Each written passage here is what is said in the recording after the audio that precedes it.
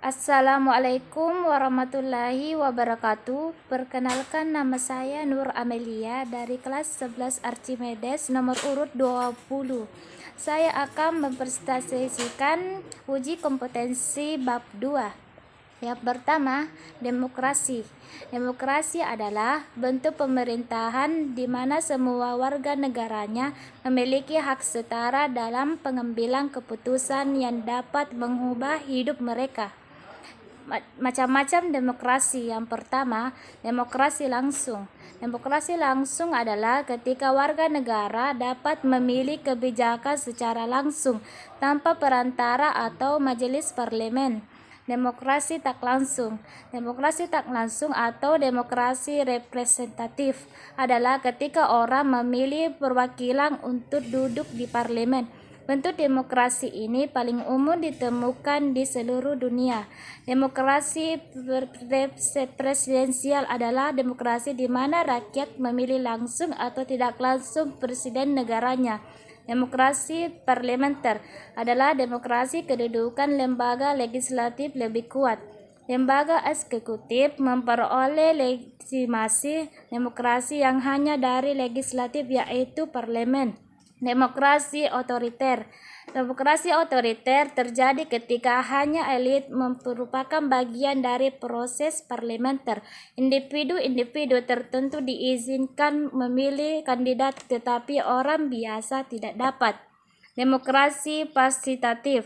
Demokrasi partisipatif adalah kebalikan dari demokrasi otoriter. Ada berbagai jenis partisipatif, tetapi semuanya sama, yaitu untuk menciptakan peluang bagi semua anggota populasi untuk memberikan kontribusi dalam proses pengambilan keputusan. Demokrasi Islam adalah demokrasi yang segalanya didasarkan pada hukum syariat Islam, seperti semua rakyat dan pemimpin tunduk kepada syariat Islam. Demokrasi sosial adalah demokrasi muncul sebagai reaksi terhadap kebijakan neoliberal dalam ekonomi internasional. Demokrasi sosial bertujuan memperdayakan negara atas pasar neoliberal. 3. Soko guru demokrasi atau pilar demokrasi adalah pilar untuk membangun tatanan demokrasi, di mana pilar demokrasi mendukung pembentukan demokrasi. 4. Dikutip situs Kementerian Pendidikan dan Kebudayaan atau Kemdikbud, demokrasi Indonesia yang berlandaskan Pancasila dan Undang-Undang Dasar 1945 memiliki keunggulan tertentu. Berikut keunggulannya. Pancasila adalah mengutamakan pengambilan keputusan dalam musyawarah mufakat dalam semangat kekeluargaan, mengutamakan keselarasan dan keseimbangan dan hak dan kewajiban. 5.